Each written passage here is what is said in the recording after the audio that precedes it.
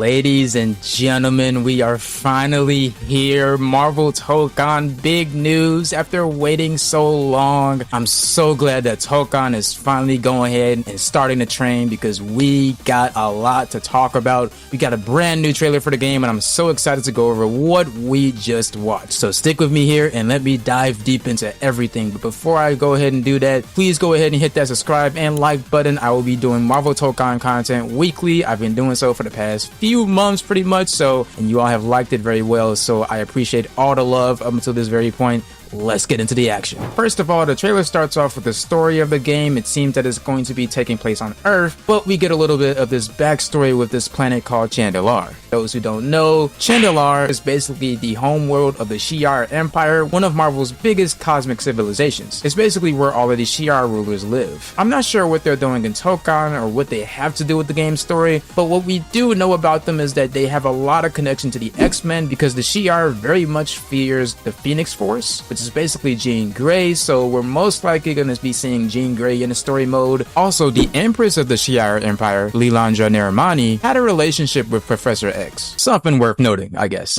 Now, the only real story villain we've seen so far in this trailer is this figure that is holding up this Imperial Guard. Now, it looks like some kind of purple silhouette from what we see here, but if we zoom in when we see the hand holding up the guard, we do see a golden armlet and some light bluish skin, similar to Champion of the Universe, which is one of Marvel's biggest deep-cut characters. For those who are unaware, it was heavily rumored a while back that Champion of the Universe will have a heavy involvement in the story of Marvel Tokon, not only due to his belt appearing before the match starts, but there's also some fear the Champion writing appearing in the New York City stage. But as far as I know, Champion of the Universe is not someone known to destroy planets, so this is all very weird to me. Nevertheless, we'll definitely know more as time goes on, but something to think about. But alright, let's start talking about those gameplay tidbits because I know you guys are excited to see Wolverine, Magic, and Danger all together in this game. They all look so beautiful in this game, from their designs and colors to even their combat. But if you only saw the trailer, you're actually missing out on the things that they talked about during the state of play. So let me go ahead and get you to speed on what's going on. Magic is a character who is mostly a mid-range fighter. It's pretty typical for any sort of character in any fighting game to pretty much be mid-range, right? The thing about Magic though is that she's not just a mid-range fighter, but she also has some tricky stuff with her portals. Like she can teleport behind her opponents and do surprise attacks, she can throw out fireballs, she can slam her sword to the ground and activate pillars, and she can even put a fireball inside of her portal and then save that portal for next time, so if she wants to go ahead and put that out to surprise her opponent, a fireball will end up coming out. She seems to be a character that can work really well at all ranges, so if you're somebody who likes to be effective in close ranges, mid ranges, or far ranges, this character is likely for you. Next up, we have the wonderful Wolverine, everyone's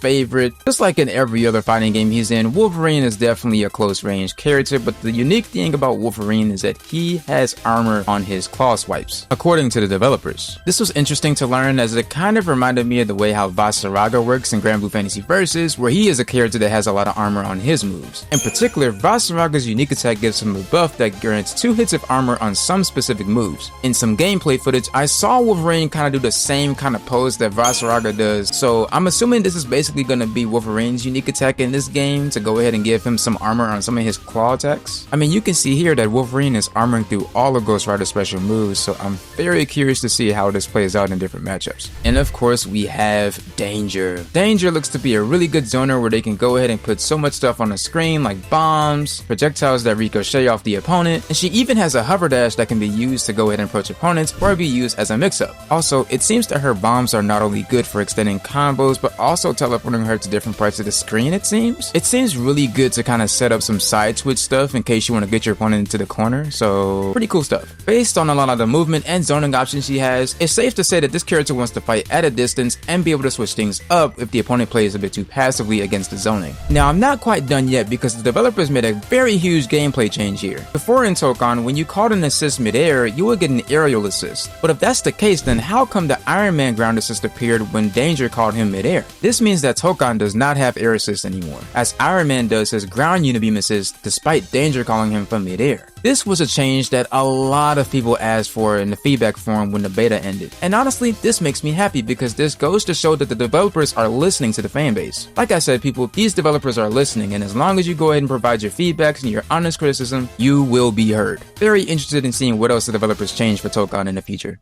And then we see some kind of super attack that kind of happens. An assemble super attack, it seems. It looks like the cutscene that we were shown in the very first trailer for Marvel Tokon, and I guess this is like an all-out attack for like teams. Kind of like how in Marvel 3 you can go ahead and do a super where all characters can do their own supers together, and it all kind of just ends in an all-out attack. And when the trailer ended, we were posed the question of which team will assemble next, with Storm's icon slowly being colored up, which implies that the rest of these characters that are shown here are going to be leaders of their teams as well. Captain America, Spider-Man, Doom, and Ghost Rider. This means that Iron Man, Star-Lord, and Ms. Marvel will not be leaders of a team at all. Like I said, if we're going off of what we're seeing right here. Now, I could see Iron Man being on Team Captain America because I totally could see them doing an Avengers team for Captain America. Maybe it's going to be like Captain America, Iron Man, Hulk, and whenever they add in Thor. But honestly, for me, if we're going to be theorizing here, I honestly want to see Spider-Man's team be filled with street level characters, people like Daredevil, Punisher, and hell, freak it, Luke Cage. Any kind of cool street level character they could think of that has never been in a Marvel fighting game before, it would be pretty cool to add them here. That's not all though, because we got some hints that I'm seeing. I mean, I'm looking at this symbol right here that looks like the Nova Corp symbol. I don't know, we could be getting Nova soon, fellas. Now see, if Star-Lord was a leader, I would totally add Nova on the team of Star-Lord, totally. But on this other side here, we're seeing a web, so I'm thinking we're gonna get another Spider-Man character, perhaps? Fingers crossed for Doc Ock or Miles Morales or Spider-Gwen or anybody they could think of. It's Marvel Tokon, y'all. The possibilities are endless at this point. But with this, I'm sure you all know the details of everything involving the release of the game and costumes, but if you don't, I'll go ahead and clarify this stuff here. We finally get the release date of August 6th, finally, and you can start pre-orders on February 19th. Finally, a release date. And so of course we end up also seeing some really cool cosmetics here, and we get a little bit of the details on what we're seeing with the year 1 character pass. We have 4 characters that will be dropping in the year 1 season pass 1 alongside a new stage. Now who are these characters gonna be? I'm not sure, but you guys can go ahead and show me in the comments what you guys think are gonna be your picks. As for the costumes, we have the Spider-Man. Of course, this is the Insomniac Spider-Man. So cool. I was wondering if they were going to drop costumes in this game. This is definitely a big point. I'm so glad to see that they're putting the time and effort to go ahead and dropping costumes. Marvel, big IP, they're definitely dropping a lot of money in this game. They definitely have a lot of budget, so they can definitely help artists make these kinds of things. The Spider-Man costume looks sick. Storm costume, the punk rack, oh my god. The original Iron Man costume and the Captain America one as well is so amazing. But this Doom costume, come on.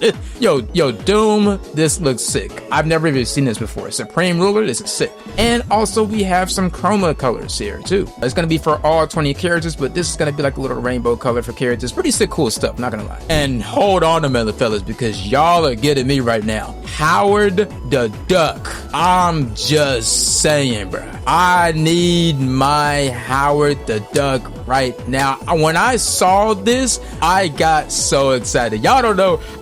If y'all don't know, I made a video a while back talking about why I wanted Howard the Duck in Marvel Tokon. He's one of my favorite Marvel characters. Love everything about him. And I wanted to see if he was going to make it into Tokon, but some way, somehow, right? But he is in here with Avatar costumes. And you know what? I can accept that. If he doesn't make it as a playable character, I'm at least satisfied with him being an Avatar costume. Thank you, Tokon developers, for listening to me. I love you. But anyways, we also have some other Avatar costumes. We have Cosmo, and we have some cosmetics as well. We have the Infinity Gauntlet, the Silver Surfer surfboard, and we got some Baby Groot going on. Pretty cool stuff, man. But other than that, that's basically it, everybody. We got all the news we got. This is a good start for the game. I'm so glad that they're pushing the gas on everything right now. Tokon needs it, and I promise you that I will be Tokon's #1 soldier on here on YouTube. Always trying to go ahead and let you guys know what's going on, giving you guys guides, fun videos, etc. Once again, thank you guys for sticking around along the way. It's been a long road. I know we've been waiting for a long time, but it's finally here. And as always, have a blessed day.